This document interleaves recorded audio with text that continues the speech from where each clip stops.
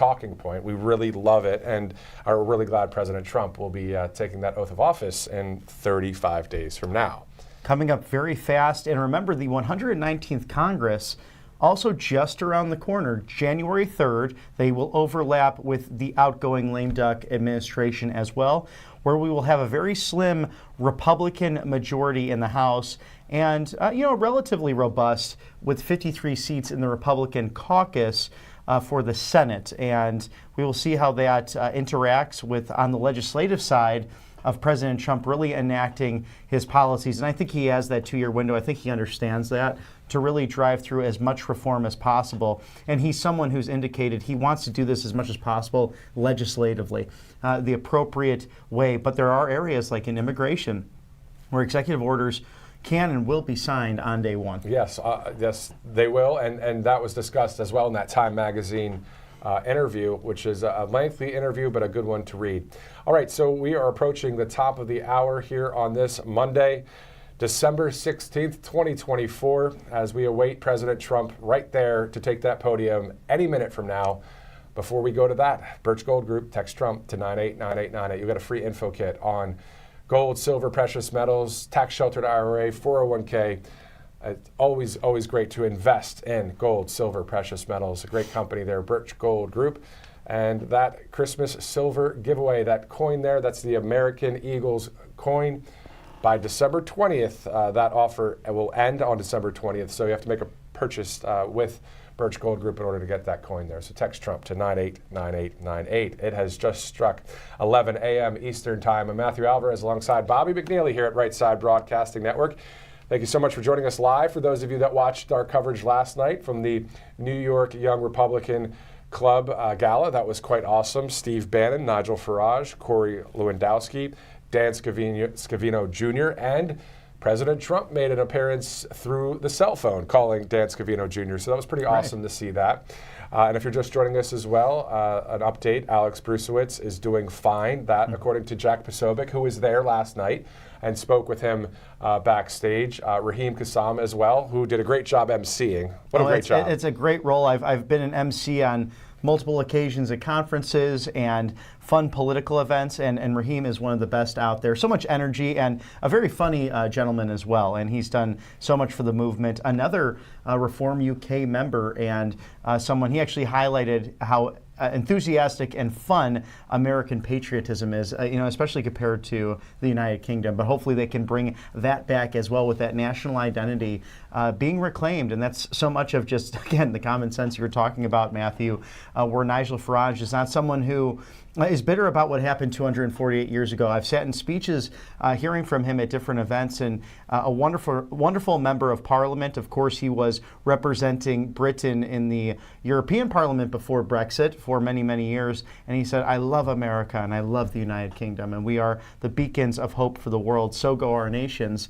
So goes really the hope and prosperity of the world. And that's no exaggeration. Another nation that we love, I mean, we could name a number of them, of course, but let's go with Israel. We know that Mike Huckabee is going to be the ambassador to Israel, so that's awesome to see that. On top of that, the Abraham Accords, maybe they'll be extended to other member nations in that area. I mean, everything for peace and to stop the killing. That is President Trump right there. He says it in that Time magazine interview several times. He wants peace and he wants the killing to stop, regardless of which war it is, Ukraine, Russia, or Israel and the terror groups around. So we're looking forward to a lot of great changes to happen. And again, I mentioned this yesterday, but on our Road to 47 show, we've had about 5 episodes of those if you'd like to watch. But the point is, I kept saying the golden age is going to start, January 20th. And President Trump on Truth Social said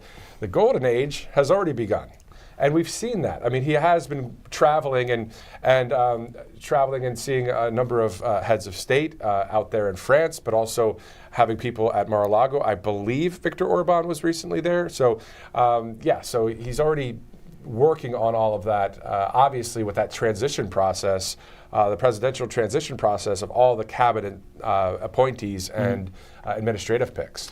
And, look at his meeting with President Joe Biden in the Oval Office. It was really a rather stark contrast. You have to ask why they were throwing out so much political rhetoric of him being a Nazi or a fascist. Then it was, hey, welcome back, Donald. All of a sudden, this person is such a threat to democracy, in Joe Biden's words.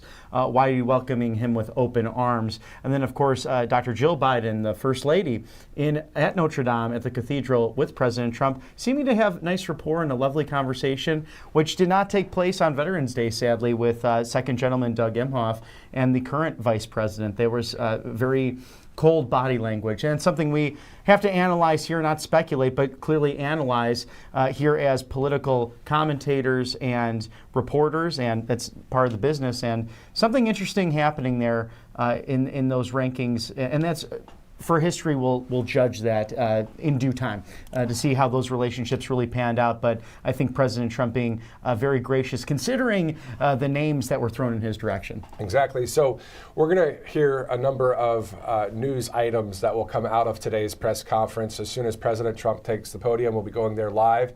And then any Q&A that happens, we'll see what may develop or happen through the Q&A session there.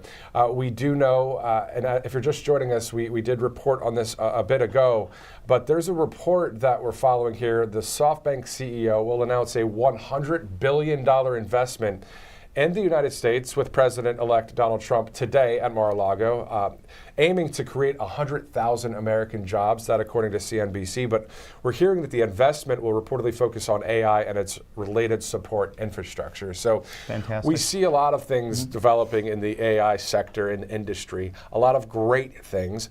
Some people are concerned about other things that could possibly happen with AI.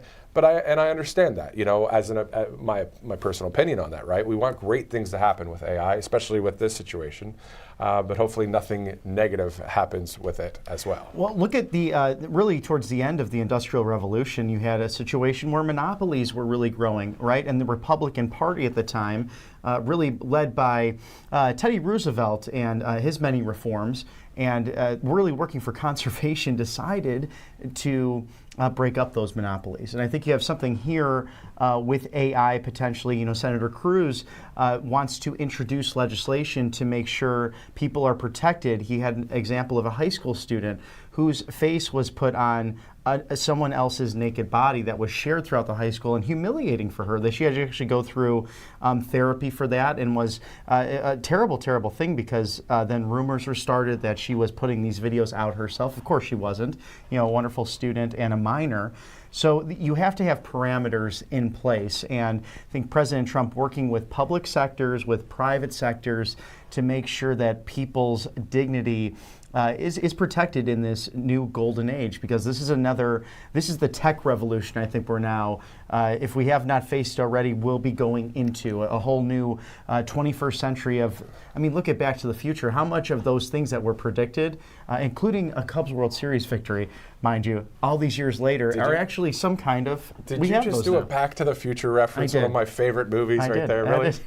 I had to, of course. That's a great reference. And to your point, so we know obviously that we're in the information age. We have our iPads and our laptops and our phones, and we can have a video call with anybody around the world. We can have information travel faster than anything. So we're in the information age. And to your point, AI, technology, and robotics is that new age that we're stepping into. And we're seeing someone like Elon Musk at the forefront of that. Right. Oh, no question. A man who really knows this stuff, who has taken it on, who has built Tesla, who has reformed X, who has been incredible with SpaceX, and what a partnership you will see there with NASA, SpaceX, and in turn Space Force. So it's really a second space race, and it's eerily reminiscent of John Kennedy's vision and JFK of really, we do things because it's hard. You see so much in the modern presidency of JFK and Ronald Reagan and Donald Trump.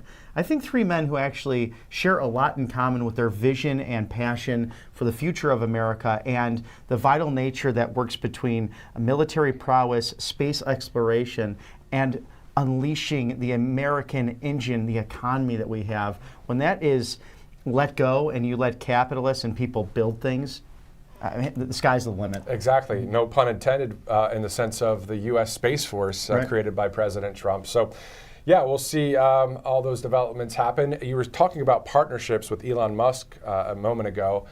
Talk about Vivek Ramaswamy and Doge, of course, a Department of Government Efficiency. So we're looking forward to seeing them cut a lot of waste as well. There's a lot to be trimmed, isn't there? Right, and I understand that they're taking applications on X. I've seen that, which is also unique. This is an advisory role that's not technically going to be an official department of the U.S. government, but still a strong group of people ready to work hard, put in those 80-plus hours to really find where they can trim the fat and make it more efficient. And given what we've seen, how Elon has worked so well with X and reforming that and making it transparent, I'm sure we will have that here with Doge. And of course, Vivek Ramaswamy's great business background. These are the two men for the job. And I'm thrilled to see something like this being put forward to actually, because that's the thing about the closest thing to eternal life on the planet Earth, as President Reagan said, is a government mandate. Usually once it's put into place, it doesn't get rolled back. And we've seen that from countless presidents over the years, especially look at LBJ's administration, the way he grew government. We're still using our Social Security numbers for just about everything on the heels of what FDR put into place. And I think that's what Joe Biden was trying to be, this almost a second coming of FDR and LBJ's platforms. And really, that's not where the country is going. It's not where it's needed. President Trump proved that we could have over 4% GDP growth, dominating that in his first term. And this is clearly a mandate that we want less government, not more. That is well said. I mean, that's exactly what the New York Young Republican Club, some of their mission and vision statements are, is less government, of course. And to your point about, maybe making America wealthy again, President Trump wants to decrease the business tax from 21% to 15% for manufacturers who keep the jobs and keep the manufacturing right here in the US of A. So he's putting the incentives out there, wanting our country to have the jobs and the creation of great products and goods. So wonderful to see that. Absolutely. He's spoken on those issues too. You look back to the 1880s, 1890s, we actually per capita, that was when we were the wealthiest. Our government and our GDP, what we were producing really out of Washington and around the country. We had blue ribbon committees set up because we had so much money, it actually ended up going to education. Then you have Woodrow Wilson come in and the far left progressive movement, really a cancer on society ultimately with the income tax. We survived as a country really from 1776 until 1913 without a federal income tax. Think about that. And now it's become such a bloated federal bureaucracy. Well, that's going to change soon, God willing. And really, I think going back to common sense principles, and maybe we'll have so much money we can do those blue ribbon committees again. That'd be awesome. And speaking of 1776 to 2026, we know that it'll be our 250th birthday here in this country. President Trump to hold a huge party for our nation, celebration that will be at the Iowa State Fairgrounds. This was part of his Agenda 47. So this is already written. This is going to happen 2026 in Iowa. So that's going to be quite awesome as we celebrate our nation's founding 250 years ago. That will be, of course, in 2026. So looking forward to that. It's 11:11 a.m. Eastern Time, awaiting the president-elect to take the podium there at Mar-a-Lago in Palm Beach, Florida. I looked at the weather today. I thought it'd be sunny and 85. Well, it's 72, I think, and cloudy and a little windy. So, oh, wow. A lot of us are like, jealous of the Florida weather sometimes. Right. And today it's a beautiful day in Auburn. It should be right around those low 70s. Sun was shining this morning. A little bit chilly, but not what we're used to from our neck of the woods originally. Yeah, being from Illinois, Bobby from Illinois, and I'm originally from Pennsylvania. So anyway, we'll be going to Mar-a-Lago at any second. Birch Gold Group, text Trump to 989898 for more information on gold, silver, precious metals, tax-sheltered IRA, 401k, a hedge against inflation, and a wonderful plan when it comes to any kind of savings to have as a backup plan. Right there, Bobby. Text Trump to 989898. Such a smart thing to do in these inflationary times. And, really plan for your family and for your financial future. And of course, a great Christmas silver giveaway, a free silver American Eagle coin for those collectors out there, and also a nice stocking stuffer in case you need some last minute gifts. Can you believe Christmas is just next week? Yeah, exactly. It is 9 days away. 9 days from now, Christmas time and Hanukkah on the 25th. And then, of course, other celebrations as well, including New Year's Eve, New Year's Day is 16 days away. And then President Trump to be sworn in 35 days from this moment. Close to this moment. It's 11:13 a.m. Eastern. So it'll be 12 p.m. Eastern time when President Trump is sworn in and sharing a speech to the American people and the world. Of course, that speech will be translated in so many languages around the world. A lot of people will be seeing that. It'll be great to see here at Right Side Broadcasting Network. Also, if you'd like to sign up for our newsletter, you see that you'll get America First updates and exclusive offers at rsbnetwork.com/newsletter. Every time that we go live, I mean, obviously I'm subscribed to it, so I'll be able to see a notification that we're going live for various coverage, including coming up this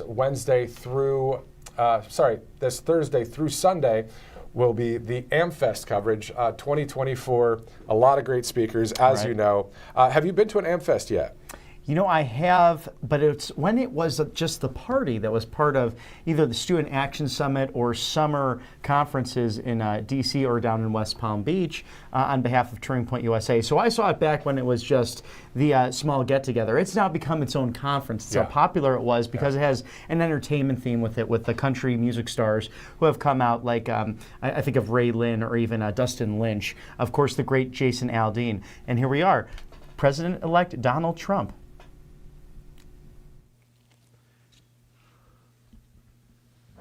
So it's an honor to be with you.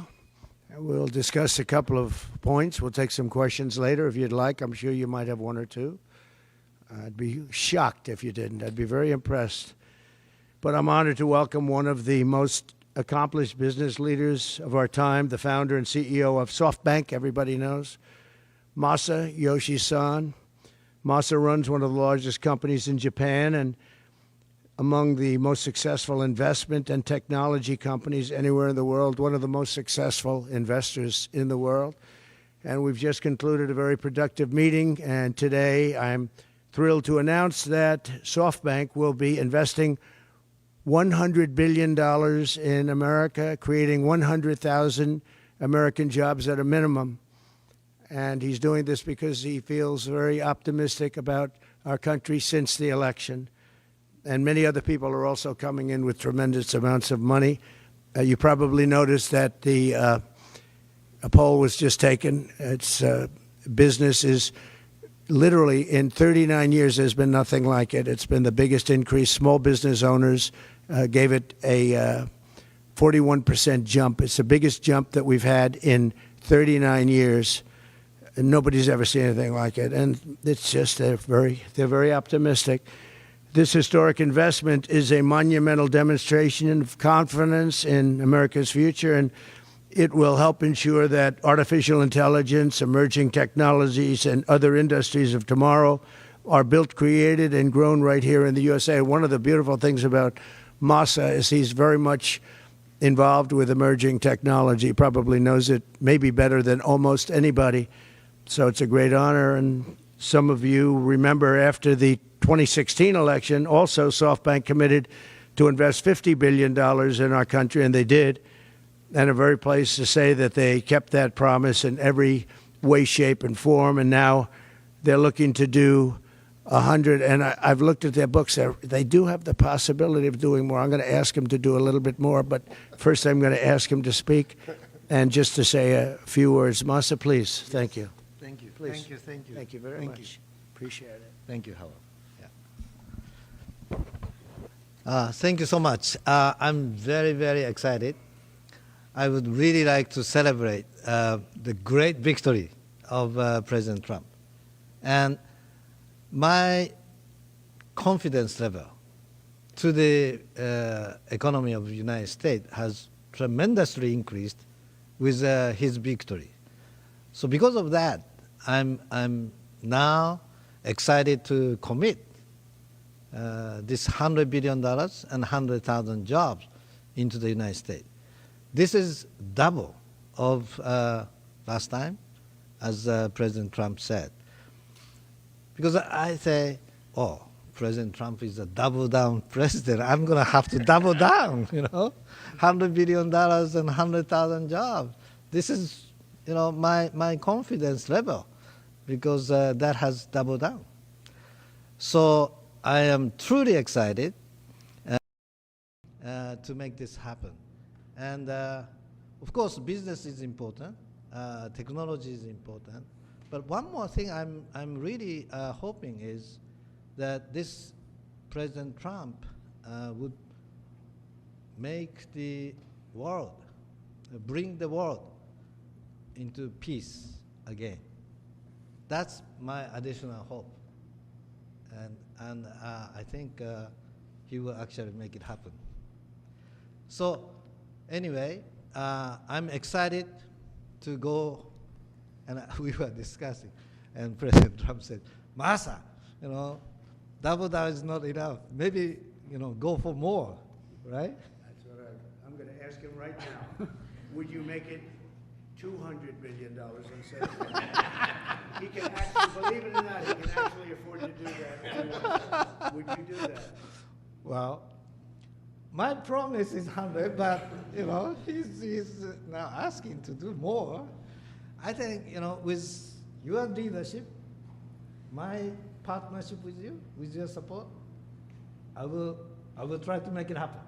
That's good. All right. 200. He'll make it happen. 200 billion investment. He is a great negotiator. He's a brilliant guy and did an unbelievable job, and the people of Japan and all over the world are very proud of him. They have tremendous respect for him. So when he does what he just did, and I would be surprised if it didn't go to 2. When you say you'll try, I know you'll do it. I will really try. And I need your support, though. You'll have my support. All right. You'll have our country's support. Oh, fantastic. Thank you, Masa, very much. Fantastic. Appreciate it. Thank you. Thank Do you. you want to Great say hello event. to the people of Japan who are all watching? Well, I'm sure our people in Japan are proud to make the partnership of U.S. and Japan be stronger. And I'm very excited to make this happen. Thank you very much. Thank you, Masa. Thank you. Thank you. Thank you. Thank you. Great job. Thank you. It's amazing. It's a great gentleman, a great leader, and a great investor. So to have that offer made, and we have so many companies coming in now that will be announcing, or that will announce themselves. We don't have to be with them to do it, but they'll be announcing. And as I said, small business optimism took a 41-point jump. 41 points. It went up 41 points. That's unheard of. And that's the biggest, they think, in recorded history, but they know at least a minimum of 39 years, so that's great. But on behalf of the American people, I want to thank Masa for his faith in what's happening with our country and what's happening with the world. There's a whole light over the entire world. Many people, some reporters, in speaking to them, they said, it actually is true. A couple of them are not necessarily friends of mine, but they said it is actually true that there's a light shining over the world. We're trying to help very strongly in getting the hostages back, as you know, with Israel and the Middle East. We're working very much on that. We're trying to get the war stopped, that horrible war that's going on in Ukraine, with Russia, Ukraine. We're going to, we've got a little progress. It's a tough one. It's a nasty one. It's nasty. People are being killed at levels that nobody's ever seen. It's very level fields, and the only thing that stops a bullet is a body, a human body. And the number of soldiers that are being killed on both sides is astronomical. I've never seen anything like that. And rapidly, I get reports every week, and it's not even, it's like just they're going down. Nobody's seen anything like it. It's a very flat surface, a very flat land. That's why it's great farming land. It's the breadbasket for the world, actually, but it's very flat, and there's nothing to stop a bullet but a body. There's no protection, no nothing, and what's happening there is far worse than people are reporting for both sides. So we're going to do our best, and we've been doing our best, and we'll see what happens. But since the election, I've been working every day to put the world at ease a little bit, to get rid of the wars. We had no wars when I left office, and now it's the whole world is blowing up. But there's great optimism, and you saw that by SoftBank. Starting on day one, we'll implement a rapid series of bold reforms to restore our nation to full prosperity. We're going to go full prosperity, and to build the greatest economy the world has ever seen, just as we had just a short time ago. We had it in my term. We had the greatest economy that the world had seen. We were blowing away everybody. Our country was doubling up on China, doubling up on everybody, and everybody knows it. And then we had to slow it down with COVID, unfortunately, at the end. But even then, I gave it back with a substantial increase of the stock market, bigger than it was pre-COVID, so it was pretty amazing. Already preparations are underway to slash massive numbers of job-killing regulations, eliminating 10 old regulations for every new one. You put a new regulation on, you have to get rid of 10, and we'll be able to do it. And that was about the percentage we had. We cut more regulations than any president has ever cut, by far, actually, by approximately 5 times. Some of those regulations, unfortunately, were put back on, but we'll catch up very quickly. We'll catch up with it. One of the things I'd like to ask the Biden administration, as you probably heard, there are 2 events that took place. We're talking about a friendly takeover, a friendly transition, as they like to say. This is a friendly transition, and it is, but there are 2 events that took place that I think are very terrible. One is that if people don't come back to work, come back into the office, they're going to be dismissed. And somebody in the Biden administration gave a 5-year waiver of that, so that for 5 years, people don't have to come back into the office. It involved 49,000 people. For 5 years, they don't have to go. They just signed this thing. It's ridiculous. So it was like a gift to a union, and we're going to obviously be in court to stop it. The other thing is really terrible. We spent a tremendous amount of money on building the wall. The wall was designed specifically by the Border Patrol because it's very hard to climb. They need to have see-through. They need it to be steel because you can't cut. It's very powerful steel. It's very hard steel. It's a special type of steel, but very, very hard to cut. Inside the steel, as you know, we pour concrete, and that's a grade 10 concrete, which is a very strong concrete, very as though you were building about a 60-story building. It's very powerful concrete. They've made tremendous technology advances in the word concrete. Who would think that? But I know that from the construction industry. Today, what you can do with concrete is incredible. So we have a very strong concrete. And then we have a rebar. We put rebar inside the concrete, and the rebar likewise is very hard to cut. So it's a very expensive process, very expensive wall. And then we put a anti-climb plate on the top. You saw that. And I didn't like the look of it, but then when I watched, we had people testing. We had mountain climbers actually testing, and they were not able to get over the anti-climb plate. So I said, all right, I guess we're going to put it on. That plate on top, which I never loved the look of it, but it works so unbelievably well, you have to do it.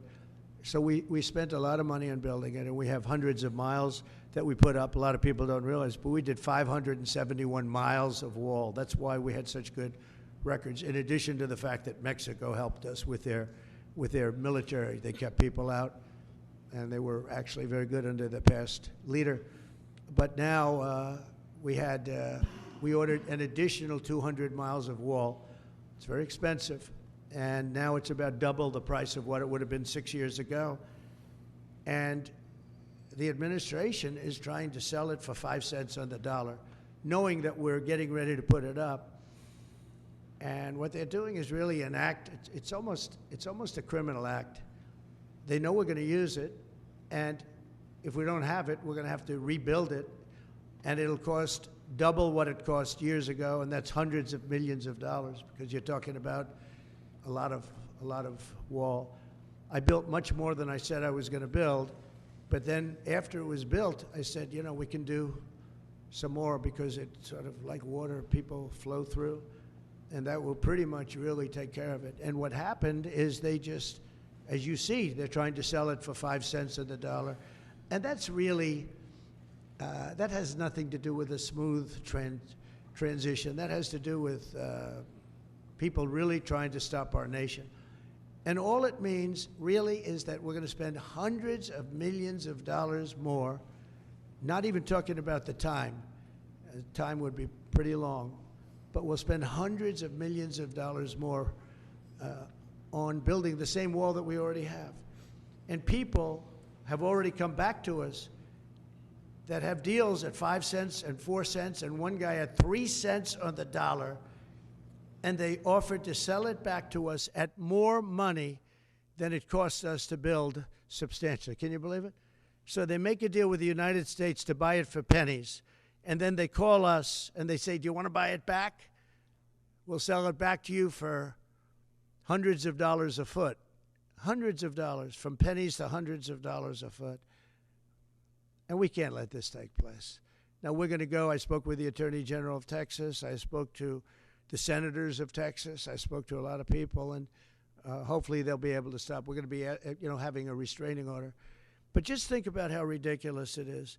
And this is just people that don't want this country to succeed. And this has nothing to do with Democrat or Republican.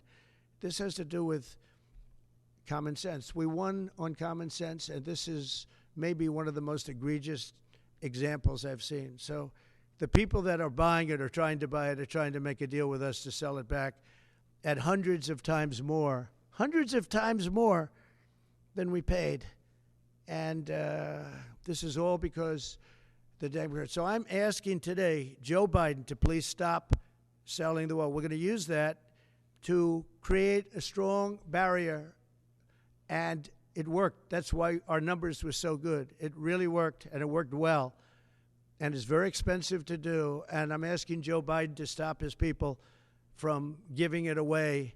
It's something that people can't even believe is happening. So hopefully Joe will be able to stop it. We'll soon unleash American energy, and this will be done at levels not seen before, issuing quick approvals for pipelines, drilling, and other infrastructure. It'll be clean energy, and we'll bring in the price of electricity, and we're going to bring it down fast. We're also going to create clean coal. Clean coal is something that has really taken over. We have coal that will last for over 1,000 years. We have so much coal, and with a process, it becomes clean coal. It's very powerful energy, unlike wind. It's very, very powerful, and we're going to be doing a lot of clean coal for the people of West Virginia and others, Wyoming, so many states. We have great states, and they'll be happy to hear it. But we're going to be very much into clean coal. I don't ever use the word coal. I use the word clean coal. And I'll keep my promise to pass historic tax cuts for American families, workers, and businesses that create jobs in America. As you know, we're giving tax cuts if they do it here. We brought it down from 44%, 42%. In some cases, it was 39%. We brought it all the way down to 21%. And now we're bringing it down to 15%, but only if they make their product, their car, or whatever they're doing in the United States, in the U.S., and people are thrilled. I've had the smartest people on Wall Street call me. They said, where'd you get that idea? And it doesn't seem that complicated, right? But it's it's like the paper clip. Nobody ever thought of it. One guy thought of it. Everybody looked at it. They said, wow, that was a good idea. Why didn't I think of it? But we're bringing it down 6 more points, and that will put us really at the best level we've ever had for bringing in business. We've never been down to that level. We'll be among the lowest taxed states, and a lot of businesses are going to come in. Between that and our taxing and tariff policies, we're going to have business like nobody's ever seen in this country before. That's why we're having a 41-year record in optimism from small businesses and big businesses. And I'll keep my promise to pass historic tax cuts for families, workers, and businesses that create jobs in America. Any business that invests $1 billion or more in the United States will be eligible for fully expedited permits and approvals, including environmental approvals from the federal government. So when companies come in, if they're going to invest $1 billion or more, there'll be many of them, and they'll go into Detroit, and they'll go into a lot of places where we want them. You saw how well I did with the auto workers. We did unbelievably. You saw how well we did with the Teamsters, and also the non-union were record 98%, 97%. Nobody's ever got numbers like that because we're bringing business back, and they're all coming back. We lost them over years of stupidity, I call it. I call it the years of stupidity, the decades of stupidity. Through the Department of Government Efficiency, Elon Musk has been working very hard with various people, including Vivek. We'll going to eliminate hundreds of billions of dollars of waste and fraud, and I can only tell you, I'll give you a little early report, they're finding things that you wouldn't even believe. So we're looking to save maybe $2 trillion, and it'll have no impact. Actually, it'll make life better, but it'll have no impact on people. It's not like we will never cut Social Security, things like that. It's just waste, fraud, and abuse. And we'll immediately restore the sovereign borders of the United States and stop illegal immigration, which is costing us, I believe, trillions of dollars a year. I think it's a cost that nobody's ever seen anything like it. I don't know how can you be satisfied releasing prisoners into the United States. Think of this. You're releasing prisoners from jails all over the world, not just in South America. From the Congo, I would talk about it all the time. They're a very big sender of people. But from all over the world, they're sending prisoners out of their jails. Some of their jails are empty, and they will be empty soon if this ever continued. I spoke with the president of Mexico, and as you know, I spoke with Justin Trudeau of Canada, and we told them it's not fair, not right. You can't let these people come into our country. And they understand. They're very much on notice. And they're going to have to stop this from happening. They're going to have to stop it. We lose a lot of money to Mexico. We lose a lot of money to Canada, tremendous amount. We're subsidizing Canada. We're subsidizing Mexico. That can't go on. And I get along with the people of Mexico and Canada very well, but we can't let that happen. Why are we supporting and giving other countries hundreds of billions of dollars? It's not fair. It's not right. And the people of Mexico and Canada fully understand that. We've talked about it before, but now we're doing something about it. We started, and then we had to fix the COVID situation, and that's what we did. But now we're doing it. We're doing it from the beginning. Howard will be largely in charge. We'll be working on it together.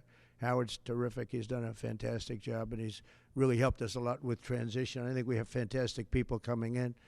So all of these policies will help us rapidly defeat inflation, create millions of new jobs, and put money in the pockets of the hardworking families of our country, pay off debt. We're going to be paying off a tremendous amount of debt. We're $36 trillion. You don't want to be there. And we're going to be using a lot of the money that we make. We're going to be opening up a lot of businesses that are going to be pouring in because of our tax policy. And we're going to use the money that we made to pay off debt and to reduce taxes. We're going to further reduce taxes. If you remember when we reduced them last time, that brought a tremendous amount. We brought it down to 21%, and that was the biggest tax cut in the history of our country. And nobody ever thought this would happen, but this is what's supposed to happen. We actually ended up taking in more revenue at 21 than we did at 40%, which was pretty amazing. But this will be the most exciting and successful period of reform and renewal in all of American history, maybe of global history. The golden age of America, I call it.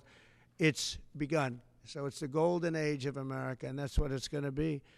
And we hope we don't have any intervening problems, because things happen. Like out of nowhere came the China virus. Out of nowhere came other things we don't want to have. You know, when I left, we had no wars. We had no problems. The Middle East was good. We did the Abraham Accords. We did things that nobody thought were even possible. But think of it, 4 years ago, we had no wars. You didn't have Russia going into Ukraine. They wouldn't have done it. They weren't even thinking about it. When they saw what happened in Afghanistan, I think they gave them an idea. But they wouldn't have done it. They would have never gone. President Putin would have never gone in. And now you look at all those people are dead. All those cities are destroyed. You know, it's nice to say they want their land back, but the cities are largely destroyed. They've left Kiev because probably maybe they want to use it or occupy it, but they haven't done it. They've done A lot of damage, but relatively compared to the other cities, very little. But many of those cities are gone. Those beautiful towers, those beautiful buildings that they had are now laying on their sides, destroyed, totally destroyed. The turrets and all of the magnificent 1,000-year-old, 2,000-year-old structures that were very strong are blown to smithereens. You look at some of those cities and not one building standing. So, when you say take over the country, take over what? Take over what? That's a 100-year rebuild. Take 100 years to rebuild it, and you can never have it the way it was. What a shame. It should have never happened. It would have never happened. If I were president, that war would have never happened. Nor would Israel have happened with the attack on Israel. So we're inheriting big challenges at home and all over the world. Again, we had no wars. We had no problems. We had no inflation. We had it less than 1%. Perfect number. And then we had inflation, the likes of which I don't believe the country's ever seen inflation like that. They say 38 years. I don't know. I think it's probably ever. But we're going to take care of all of it. We're going to get the prices down by energy. The energy is going to come in. We have more energy than anybody else. We're going to use it. We don't have to buy energy from Venezuela when we have 50 times more than they do. It's just insane what we're doing. So we will not rest until America is richer, safer, and stronger than it has ever been before. And we have a big head start. Last time we didn't. And last time we didn't know the people. We didn't know a lot of things. But by the time we got it up and going, it was incredible. Again, we built the greatest economy in history for that period of time.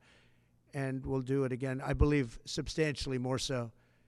Because we understand, number one, the people of Washington.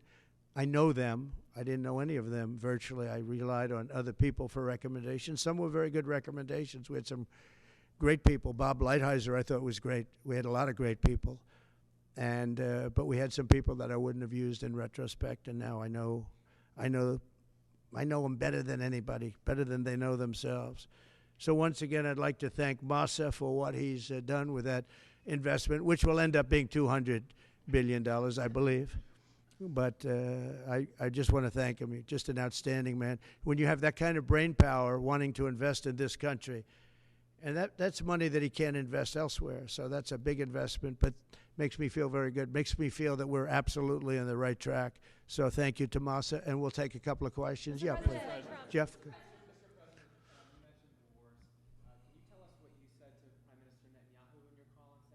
Yeah. And have you spoken to President Putin since your election? Well, I'm not going to comment on the Putin question, but I will comment on Bibi. We had a very good talk. We discussed what is going to happen, and I'll be very available on January 20th, and we'll see.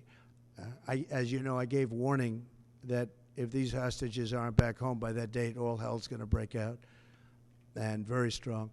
But we generally just discussed. I asked him, where are things? Mike Waltz they're doing a great job, by the way. Everybody is very happy. I think he's doing a fantastic job. But he was very much involved in the call. But it was a recap call more than anything else. President Trump, how do you plan to stop the ban on TikTok next month? Who? How do you plan to stop the ban on TikTok next month? We'll take a look at TikTok. I have a warm spot in my heart for TikTok because I won youth by 34 points. And there are those that say that TikTok had something to do with that. Now, Joe Rogan did, and some of the other people that were recommended by my son Barron, he knew names. I said, who is that? Tell me, who's that? Dad, you got to be kidding. I can't believe you don't know. And I did those interviews, and it was actually sort of cute, do you want to know the truth? But we did them, and that had an impact. But TikTok had an impact, and so we're taking a look at it. But we won youth. Republicans are always 30 points down in youth. I don't know why, but we ended up finishing.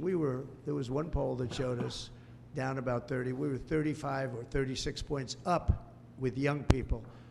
So I have a little bit of a warm spot in my heart, I'll be honest. Yes, President President. Are you entertaining the idea of preemptive strikes against Iran's nuclear facilities? Against who? Against Iran's nuclear Well, I can't facilities? tell you that. I mean, it's a wonderful question, but how can am I going to do preemptive strikes? Why would I say that? Can you imagine if I said yes or no? You'd say, that was strange that he answered that way. Am I going to do preemptive strikes on Iran? Is that a serious question? How could I answer a question like that? Say it. Would you be in support of Israeli strikes on Iran's? How could I tell you a thing like that now? It's just so you don't talk about that before something may or may not happen. You know, just I don't want to insult you. I just think it's just not something that I would ever answer having to do with there or any other place in the world. President Trump. President Trump. Time magazine interview. Can I ask, just clearly, do you believe there's a connection between vaccines and autism? Do you believe there's a link? Well, I don't look. Right now, you have some very brilliant people looking at it. I had dinner the other night with the head of Pfizer, the head of Eli Lilly, and RFK, as you know, and Oz. And we had, and other people within the administration that are involved, in the medical. And we're looking to find out, you know, if you look at autism, so 30 years ago we had, I've heard numbers of like 1 in 200,000, 1 in 100,000. And now I'm hearing numbers of 1 in 100. So something's wrong. There's something wrong. And we're going to find out about it. What about the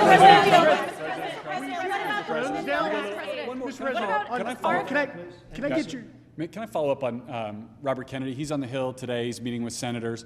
What do you say to people who are worried that his views on vaccines will translate into policies that will make their kids less safe? No, I think he's going to be much less radical than you would think. I think he's got a very open mind, or I wouldn't have put him there. He's going to be very much less radical. But there are problems. I mean, we don't do as well as a lot of other nations, and those nations use nothing. And we're going to find out what those problems are. And another thing that came up, the dinner was fascinating because I had Bobby and I had, again, the head of Pfizer. You know who that is. He's a highly respected man who has run an incredible company. Likewise with Lilly, the top two people. And we had the head of the industry also. So all companies were represented. And I said, let's have it out now a little bit. And you know what came out of that meeting is that we're paying far too much because we're paying much more than other countries. And we have laws that make it impossible to reduce. And we have a thing called the middleman. You know the middleman, right? The horrible middleman that makes more money, frankly, than the drug companies. And they don't do anything except they're a middleman. We're going to knock out the middleman. I'm going to be very unpopular after that statement. Mr. President. I don't know who these middlemen are, but they are rich as hell. And we're going to knock out the middlemen. We're going to get drug costs down at levels that nobody has ever seen before. And that really, I tell you, we spent more time talking about that with Bobby and with the executives and Oz, all of them. We spent more time talking about that than anything else. Thanks, President Trump. What about the polio vaccine? Well, I'm a big believer in it, and I think everything should be looked at, but I'm a big believer in the polio vaccine, the Salk vaccine. Do you think schools should mandate vaccines? Do you think schools should mandate vaccines? I don't like mandates. I'm not a big mandate person. So, you know, I was against mandates. Mostly Democrat governors did the mandates, and they did a very poor thing. It was, you know, in retrospect, they made a big mistake. Having to do with the education of children. You know, they lost like a year, 2 years of their lives. The mandate was a bad thing. I was against the mandate. So is that something you'd want to... Yes, please. Do you expect Ron DeSantis to appoint Laura Trump to Senator Marco Rubio's seat? No, I don't. I probably don't, but I don't know. Ron's doing a good job. That's his choice, nothing to do with me. Laura's unbelievable. I mean, she was incredible. The job she did at the RNC as chairman, along with Michael Whatley, the combination. But I can just speak for Laura. She is so highly respected by women. I mean, even her workout routines are through the roof. She lifts 150 pounds. I don't know how the hell she does it. She's a bad example for men and women sports. Because I wouldn't be able to beat her, I don't believe. I'd try like hell. But no, she's an incredible woman. And, you know, it's funny, people oftentimes talk about nepotism. I never had, when I put her there. People said, how did you get her to do it? You know, she could have run for the Senate in North Carolina. Ted Budd would be the first to say. And he wouldn't have run. Nobody would have run. And she just said, no, I want to really focus on my children. When the election, and my family, she has a great family. When the election started getting closer, I asked her, would she go to Washington and work on the, as chairman of the committee along with Michael Watley. And they did such an unbelievable job, especially on cheating. They stopped it, or at least they stymied it. Too big to rig. And we won in a landslide. You know, we won tremendously. She did an amazing job. Now Ron is going to have to make, because Marco has been really a star already. And we haven't started, but, you know, we see signs of from some people, or very early, we see signs of stardom, and Marco has done incredibly. He's sort of born for it. It was such an easy decision. The Marco decision was such an easy, but he leaves a vacancy in Florida, and Ron's going to have to make that decision, and he'll make the right decision. I also know that Laura's got so many other things. I mean, she's got so many other things. People want her to be on television. They want to give her contracts. You know, her predominant thought is our country and her family. Those are her thoughts.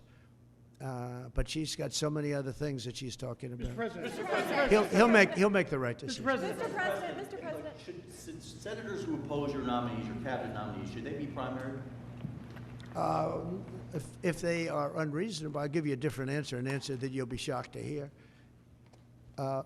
If they're unreasonable, if they're opposing somebody for political reasons or stupid reasons, I would say has nothing to do with me. I would say they probably would be primaried. But if they're reasonable, fair, and really disagree with something or somebody, I could see that happening. But I do believe that if they're I think we have great people. I think we have a great group of people. Pam has been unbelievably received. You take a look, Pam Bondi. So many have been just unbelievably received. I think Pete Hegseth is making tremendous strides over the last week. He's going to be great. Look, he went to Princeton, he went to Harvard, he was a great student there, but he really was, from the first day I met him, all he wanted to talk about was military. He's just a military guy. I think it's a natural. This was my idea. And you know, Pete Hegseth gave up a lot because he was going big places in Fox, big places, a lot of money. And he didn't even hesitate. When I said, do you want to do this? He said, absolutely. I said, you know, if it doesn't work out, you'll never have the opportunity that you have right now in terms of the world of entertainment or business, whatever you want to call it. You'll never have that opportunity again. In fact, it could be just the opposite because it's nasty out there. He said, I don't care. I have to do it for my country. He gave up a tremendous amount. If this didn't work, it would be a tragedy. Because, but that's what he loves. He loves the military. I never talked to him about anything else. He'd talk about the military. He'd come to see me about a soldier that was unfairly treated, and could I help?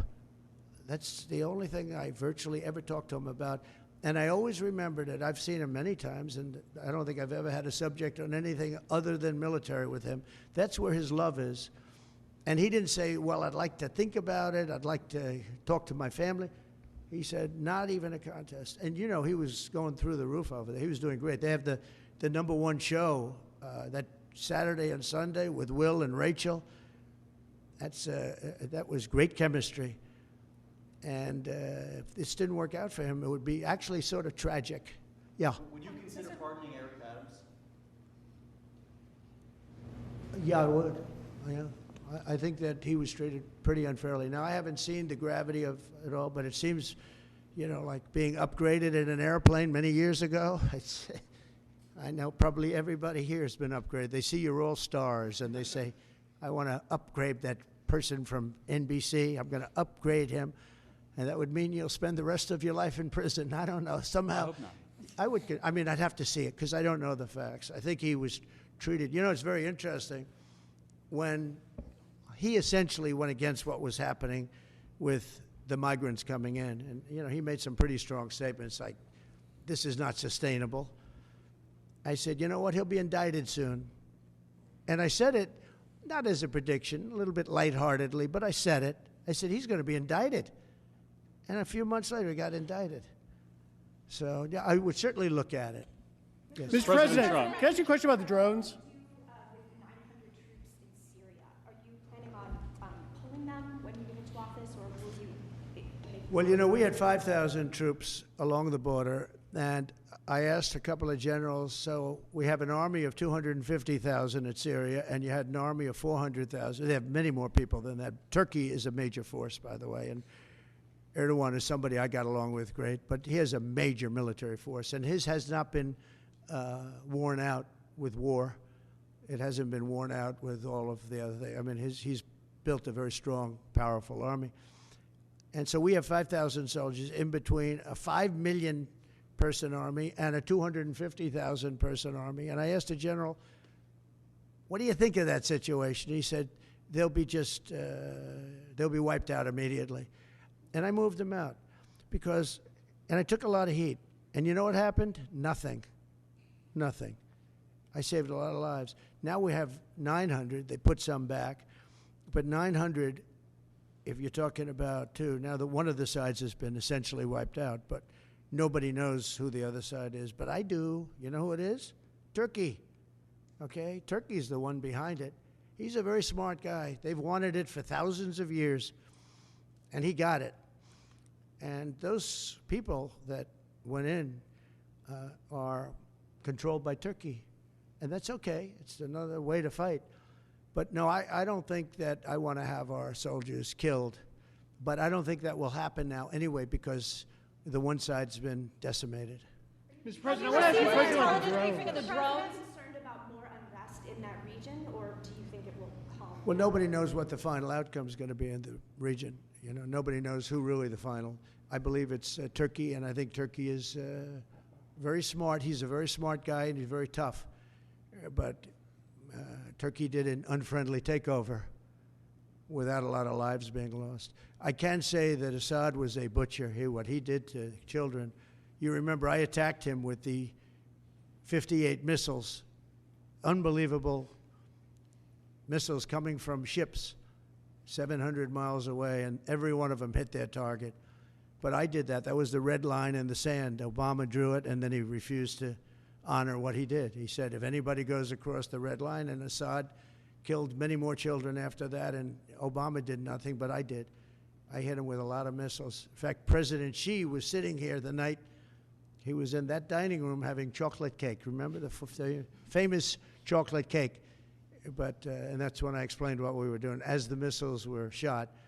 And it was amazing as to precision, because every one of those missiles hit its target from a long distance away. Had President Obama drawn the line and where it meant something, you wouldn't have even had Russia there. But in the end, I never understood why Russia went there. They were not getting very much out of it. But now their time is taken up with Ukraine, and we'd like to get them to stop on Ukraine, and Ukraine stop also. As you know, when I went to the cathedral, which was fantastic, the job that they've done in France, and the job that Macron, Emmanuel did. He did a phenomenal job on the rebuilding of that cathedral. It's magnificent, and they did a great thing. And they had great respect for our country. They treated me, meaning I'm the country, I'm the representative of our country, and we were treated with great respect. And one of the people that came to pay his respects is, as you know, Ukraine, Zelensky. And he would like to have peace. He wants peace. Everyone's being killed. It's the worst carnage that this world has seen since World War II. I've had pictures of fields where bodies are lying on top of bodies. Looks like the old pictures of the Civil War, where just bodies are all over. Just if you saw those pictures, you'd feel more strongly about it. It's got to stop. And we're trying to get it to stop. Well, we're gonna see. We're going to be talking. We'll be talking to President Putin, and we'll be talking to the representatives, Zelensky and representatives from Ukraine. We got to stop it. It's carnage. What about the fear here at home of the drones? Thank you. Good to see you. Good to see you. Can you comment on the drones that are flying around New Jersey, the ports? It seems like the American people have a big disconnect. The government knows what is happening. Look, our military knows where they took off from. If it's a garage, they can go right into that garage. They know where it came from and where it went. And for some reason, they don't want to comment. And I think they'd be better off saying what it is. Our military knows and our president knows. And for some reason, they want to keep people in suspense. I can't imagine it's the enemy, because if it was the enemy, they'd blast it out. Even if they were late, they'd blast it. Something strange is going on. For some reason, they don't want to tell the people, and they should, because the people are really, I mean, they happen to be over Bedminster. Will you shoot them down? They're very close to Bedminster. I think maybe I won't spend the weekend in Bedminster. I've decided to cancel my trip. Have you received an intelligence briefing on the drones? I don't want to comment on that. Have you been do you have any reason to think they're a threat? Two quick questions. First, on vaccines, do you want RFK Jr. to revoke any vaccines? No, I want him to come back with a report as to what he thinks. We're going to find out a lot. We're doing two things. We're going to have tremendous cost savings that will come out of this. That's a minimum. And we're also going to have, and I think, very serious discussions about certain things, whether it's pesticides. Europe doesn't use pesticides, and yet they have a better mortality rate than we do. They don't use pesticides. In fact, they use it as an excuse not to take our farm product. We spend billions and billions of dollars on pesticides, and something bad's happening. Again, you take a look at autism today versus 20, 25 years ago. It's like not even believable. So we're going to have reports. No, nothing's going to happen very quickly. I think you're going to find that Bobby he's a very rational guy. I found him to be very rational. No, nothing, you're not going to lose the polio vaccine. That's not going to happen. I saw what happened with the polio. I have friends that were very much affected by that. I have friends from many years ago, and they have, obviously, they're still in not such good shape because of it. No, and many people died. And the moment they took that vaccine, it ended. Dr. Jonas Salk did a great job, so I don't anticipate that at all. But we're going to look into finding why is the autism rate so much higher than it was 20, 25, 30 years ago. I mean, it's 100 times higher. There's something wrong, and we're going to try finding that. We're also going to find out why are we paying more than other countries. And we were in the process of doing that through transparency and other things. We were doing a good job in that first term, and we brought it down. We got the $35, all of the different things. We got, we were the ones that got all of that done. Every one of those things, we got them done. I said, I hope I win, because otherwise somebody's going to take a lot of credit for what we did. But now what happens is we're gonna have a big conversation on price. Why is it that Germany and UK and other countries are paying so much more for the same box of medicine made in the same plant? Why is it that we're paying many times more? And I know the answer, because our government didn't do what they were supposed to do. And what I put in place was terminated unexpectedly by the Biden administration, and they shouldn't have terminated it. It would have had a huge impact. And Mr. President, one quick question. On Ukraine, you mentioned that some of the areas are already decimated. Do you believe that Ukraine should cede territory to Russia? Well, I'm going to let you know that after I have my first meeting. But a lot of that territory, when you look at what's happened to those, I mean, there are cities that there's not a building standing. It's a demolition site. There's not a building standing. So people can't go back to those cities. There's nothing there. It's just rubble. Just like when I knocked down a building in Manhattan, which is actually, this is worse, actually, because we do it step by step. This thing has just got demolished. And by the way, in those buildings are many people.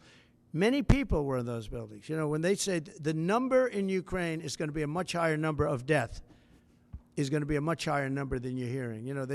They're big buildings. That's what I did very well. And these are very long buildings. They're 15 to 20 stories high. They're massive buildings. I was surprised at how big. And they're flattened like a pancake.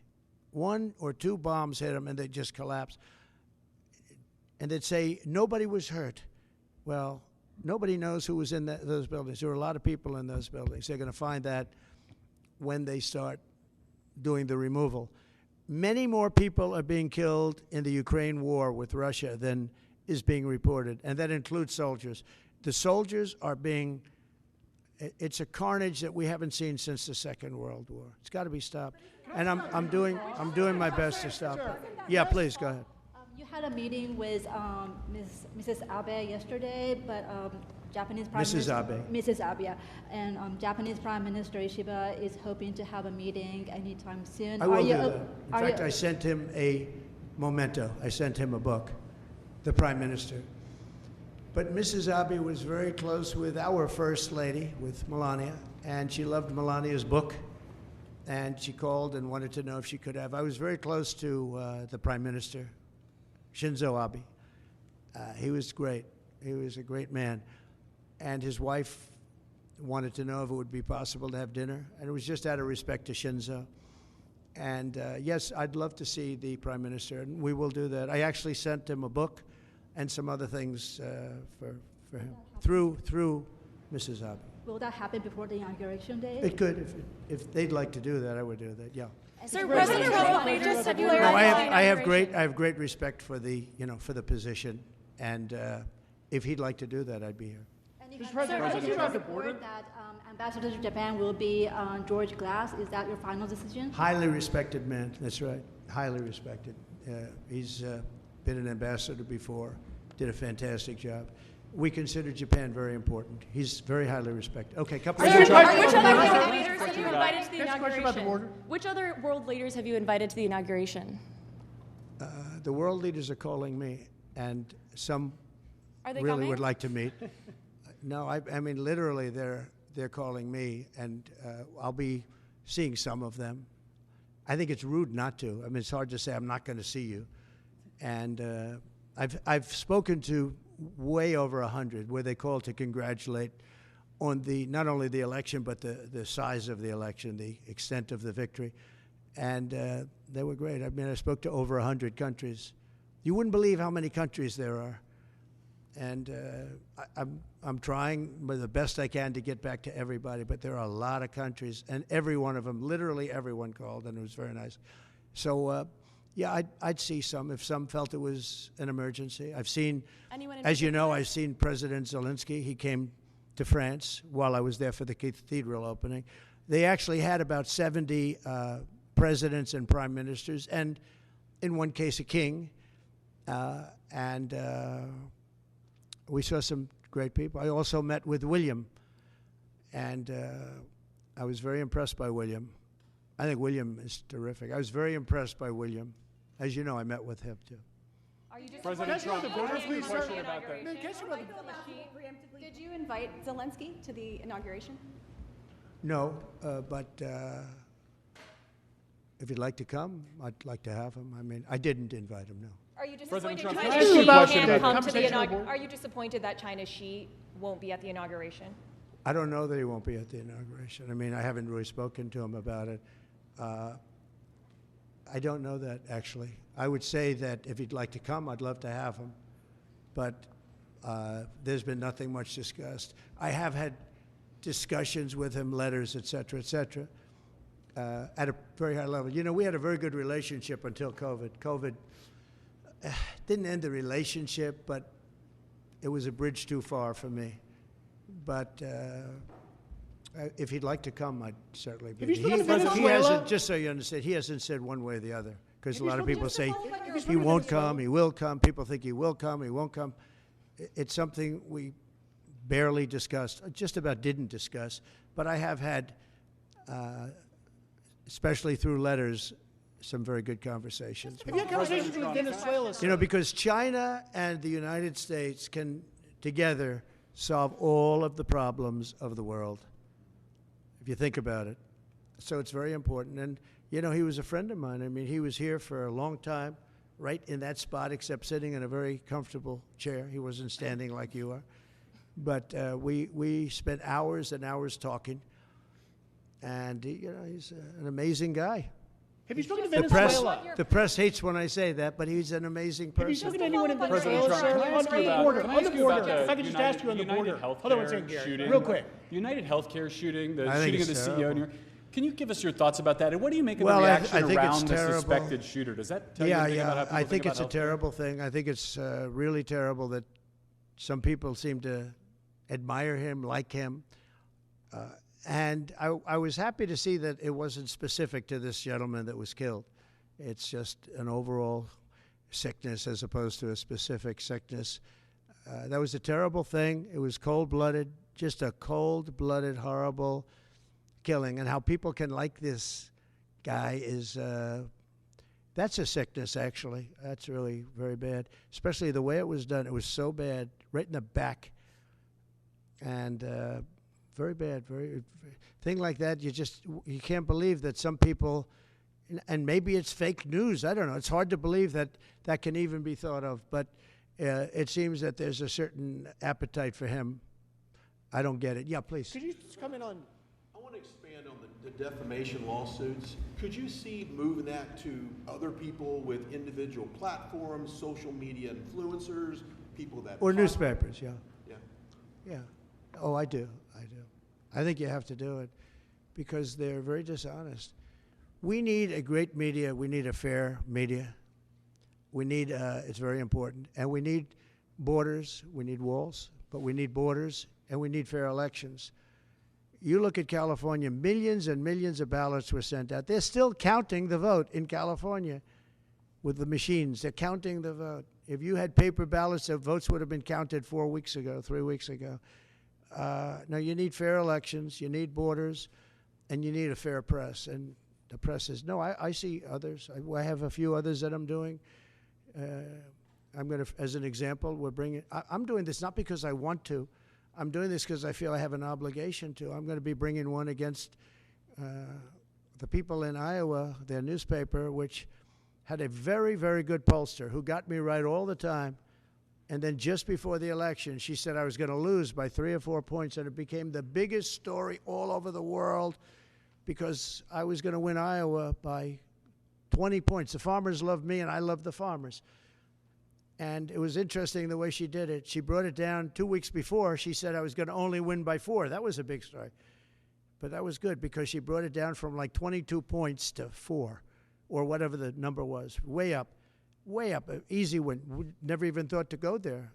I respect them, I love them, and they understand there's no reason to go there because she brought it from way up, walk away, which it was, and it turned out to be in the election too, by the way. It was a win by many, many points.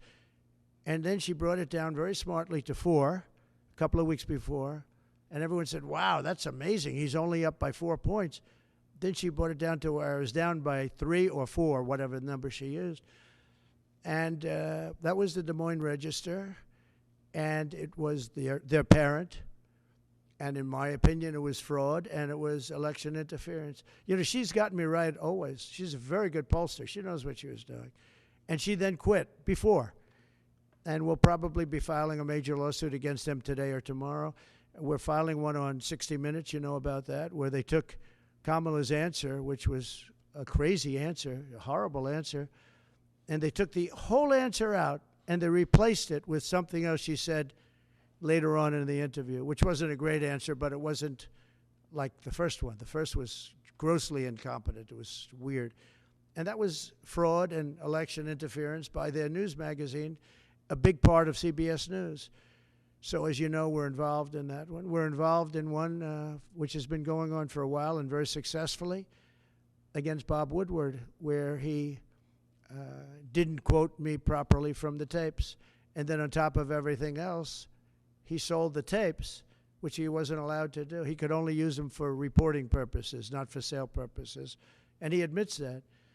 And I think we'll be successful on that one. And we have one very interestingly on Pulitzer, because reporters at the New York Times, Washington Post got Pulitzer Prizes for their wonderful, accurate, and highly professional reporting on the Russia hoax. Well, it turned out to be a hoax, and they were exactly wrong. People, like many people, John Solomon, Sean Hannity's not for Pulitzer, but Sean Hannity got it right. Many people got it right. Tucker got it right. Jesse got it right. Laura got it right. Janine got it right. A lot of people got it right. They didn't get anything. They gave it to reporters that got it absolutely wrong. And now everybody admits it was a hoax. And I want them to take back the Pulitzer Prizes and pay big damages. And I think we're doing very well on that one. They have no excuse for it. They gave a Pulitzer Prize to writers that got Russia wrong. And so I think we're doing well. And I feel I have to do this. I shouldn't really be the one to do it. It should have been Justice Department or somebody else, but I have to do it. It costs a lot of money to do it, but we have to straighten out the press. Our press is very corrupt, almost as corrupt as our elections. Are you worried about Venezuela? Sir, have you had any discussions with Venezuela? For January 6th defendants, you had said in the first few minutes of your administration you want to issue pardons for January 6th defendants. Does that include, will that be a blanket pardon? Does that include Well, you'll find everyone? out, but it's going to go quickly. And just to follow up on your Have you had previous any answer, discussions, sir, with in terms of your mass deportation plans, have you had any preliminary discussions with countries like Venezuela, from where the Tren de Aragua gang is now popping up? They'll across the take them country? back. They're going to take them back. They're all taking them back, yep. And if they don't, they'll be met very harshly economically. Okay, they'll all take them back. You know, Venezuela and other countries were not behaving very well with us during my administration, and within 24 hours they were behaving very well. They'll all take them back. And separately, can I ask a follow-up Jeff, on that? nice to see you, Jeff. This is like the old days, right? Nice to see you. You look much better now than you did 4 years ago. What are you doing? What's he doing? All right, go ahead. Thank you, sir. The first day you just mentioned that you're in office, I imagine you've got some executive orders that you're going to go through. Can you tell us what We'll have a lot. Well, what are your priorities? I'll bet you could tell. You could say as well as I could. We will have many executive orders and other things that we'll be signing on the first day. Can you also, just going back to my initial question about the Middle East, you said that your conversation with Prime Minister Netanyahu was kind of a review. Did you repeat We just had threat? a very good conversation. And, you know, the real conversations will start on the 20th. But we had a really good conversation, and I think we're going to be in a good place in the Middle East. I think the Middle East will be in a good place. I think actually more difficult is going to be the Russia-Ukraine situation. I see that as more difficult. When you say there will be I don't think they should have allowed missiles to be shot 200 miles into Russia. I think that was a bad thing. And that brought the Koreans in, North Korea, another man I get along with very well. I'm the only one that does. But that did a lot of bad things. I don't think that should have been allowed. Not when there's a possibility, and certainly not just weeks before I take over. Why would they do that without asking me what I thought? I wouldn't have had them do that. I think that was a big mistake they made. Will you reverse that decision when you're in office to let those I might, yeah. missiles be I thought it was a very stupid thing to do. And when you Do say you have any that- reaction just to one last one on Cross? this, when you say that there will be hell to pay if the hostages are not released before January 20th, what does that mean? Well, they're going to have to determine what that means. But it means it won't be pleasant. Mr. President, It's not going to be pleasant, yeah? how was your meeting with Apple CEO Tim Cook, and did you talk about tariffs in that meeting? Meeting with who? Apple CEO Tim Cook. I did have dinner with Tim Cook.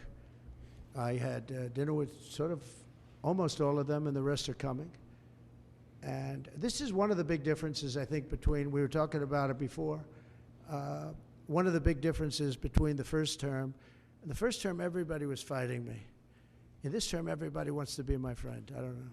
My personality changed or something. But I had, as you know, I had Sundar from Google, but I also had Sergey. Nobody reported that. Sergey is the owner, the primary owner, along with his friend, as you know. And Sergey was here also. I can't believe you didn't pick that one up. Nobody picked that up.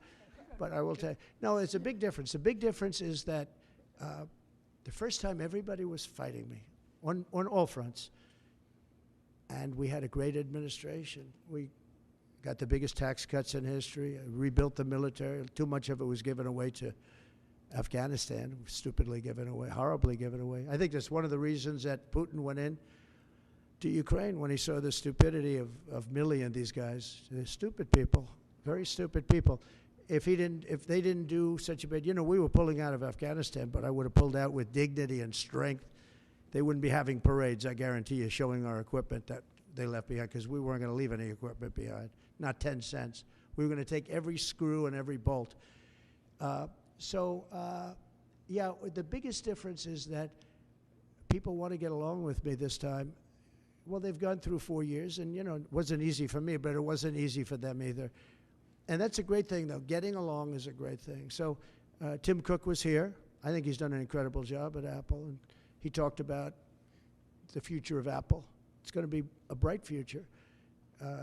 But we have many others also, and not in that business. And we do have Jeff Bezos, Amazon, coming in sometime during the week. Look forward to that.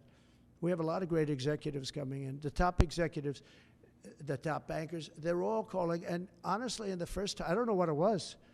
It's like a complete opposite. In the first one, and the press has covered that fairly, actually, for change. The first one, they were very hostile. And maybe it was my fault, but I don't really think so. They were just right from the beginning. And this one is much less hostile. It's really the opposite of hostile. Can I get your reaction? Well, you on don't need to Duke give lacrosse, up a sir? thought. I know that you had some, I believe, involvement 18 years ago with the students at Duke accused of rape in lacrosse. Now we have this development. I thought it was a hoax when it happened, the Duke situation. I didn't believe the woman, as you know. And they destroyed the lives of these kids. They destroyed, and I don't care what they got. Their lives have been destroyed. Their lives have been shortened by what took place. And now the woman admitted that it never happened. That is a horrible. And as you know, I took a lot of heat when I said that this did not happen. And those kids were beautiful kids with beautiful families, and they were, in some cases, will never be the same. They will never be the same. Have you talked to them by chance? Your thoughts on the Postal Service? You mentioned Bezos a second ago, and I've always thought Bezos would be a key person to go in there and really streamline the logistics of the post office, but they lose billions. Well, there is talk about the Postal Service being taken private. You do know that. Not the worst idea I've ever heard. It really isn't. It's a lot different today with between Amazon and UPS and FedEx and all the things that you didn't have. But there is talk about that. It's an idea that a lot of people have liked for a long time. We're looking at it. I think we're looking at that along with a lot of other. Any questions for Howard, by the way? Commerce. Sure, I'll ask one. Mr. Incoming Secretary, do you see another trade deal with China coming? I think the president. That's a tough one, right? Yeah. Oh, it's easy for me. You're sitting next to me, so it's okay. No, the president has very clear agenda for tariffs. And I think reciprocity is something that is going to be a key topic for us. How you treat us is how you should expect to be treated. Would you like to weigh in, sir, on that? You said it so well, reciprocal. If they tax us, we tax them the same amount. They tax us, forgetting just for a second about the word tax, they tax us, we tax them. And they tax us, almost in all cases, they're taxing us, and we haven't been taxing them. Is that deal already underway? Is there a deal already underway with respect to that? Let's just say this, we're going to make great deals, and we have all the cards. And until I came along, don't forget, and Howard was going over the numbers with me last night, we took in $600 billion and more in taxes and tariffs from China. No other president took in 10 cents, not 10 cents, not 10 cents. And no, we're going to be doing things. We're going to be treating people very fairly. But the word reciprocal is important, because if somebody charges us, India, we don't have to talk about own. If India charges us 100%, do we charge them nothing for the same? They send in a bicycle and we send them a bicycle. They charge us 100 and 200. India charges a lot. Brazil charges a lot. If they want to charge us, that's fine, but we're going to charge them the same thing. Okay? That's a big worried thing. about And you know what? The senators, some of them aren't necessarily business people. When I give that to them, they say, that sounds fair to me. Are you concerned that tariffs might hurt the stock market rise that you have seen and the economy more broadly? Make our country rich. Tariffs will make our country rich. But won't they raise prices? Properly used. No, well, I didn't have any inflation, and I had massive tariffs on a lot of things. We put tariffs on steel. If I didn't put tariffs on steel, 50% and more, they were dumping steel in, China and others. I put tariffs on, and it stopped, and we took a fortune. We made a fortune on it. Tariffs, properly used, which we will do, and being reciprocal with other nations, but it'll make our country rich. Our country right now loses to everybody. Almost nobody do we have a surplus with. There are a couple of countries, and they're embarrassed by it, but almost nobody. And tariffs will make, I always said, to me, tariffs, the most beautiful word in the dictionary. It'll make our country rich. You go back and look at the 1890s, 1880s, McKinley, and you take a look at tariffs. That was when we were at our proportionately the richest. Mr. President, Agree with the view from. Did you get to a good spot? Back on Ukraine, Mr. President. What should Zelensky, if anything, be prepared to give up to end this war? He should be prepared to make a deal. That's all. Got to be a deal. No, got to be a deal. Too many people being killed. That is a war that's hard. Too many people. Got to make a deal. And Putin has to make a deal too. What deal would Do you you think? Putin has to make a deal, and Putin would have never gone in if I was president. If I was president, we wouldn't have had inflation. Our oil prices would have been lower. I had a good relationship with Putin. He would, despite the Russia hoax, which made it more difficult. If we had that election, if it were an honorable election, we wouldn't have had any of the problems that we're talking about right now. Putin would have never gone in. Based on You your take office. You said that you could make ask- that deal before you take office. Do you still think you could make that deal? I'm going to try. Will you ask Based on Putin your- to give up Assad? Well, I hadn't thought of it. I think we have to get on with our lives. We'll have to see what happens. But right now, Syria has a lot of, there's a lot of indefinites. Nobody knows what's going to happen with Syria. But I think Turkey is going to hold the key to Syria, actually. I don't think you've heard that from anybody else, but I've been pretty good at predicting. I want to thank you all, and we're going to make America great again. Thank you very much. Thank you very much, Howard. Thank you. And you can introduce Mr. President.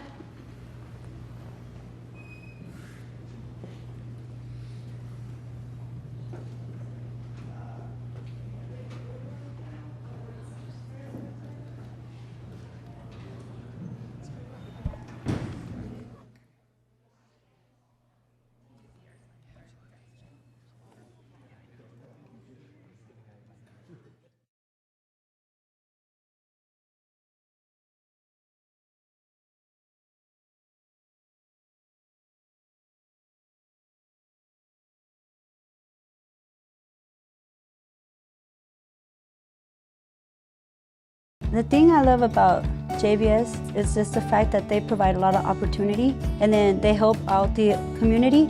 They have a baseball field and housing, and they have really good insurance. It's just a good place to work at. Speaking to reporters for the better part of 30 minutes, it started off as a press conference where he made a major announcement with the CEO of the Japanese tech giant SoftBank, that company pledging a $100 billion investment into the U.S. in addition to 100,000 new jobs. The president-elect then, after that announcement, went into what he plans to do on his first few days of office, including his agenda for everything from the economy to immigration to world issues to bringing the hostages back in Gaza to ending or resolving the conflict between Ukraine and Russia. A lot to go over here. CBS News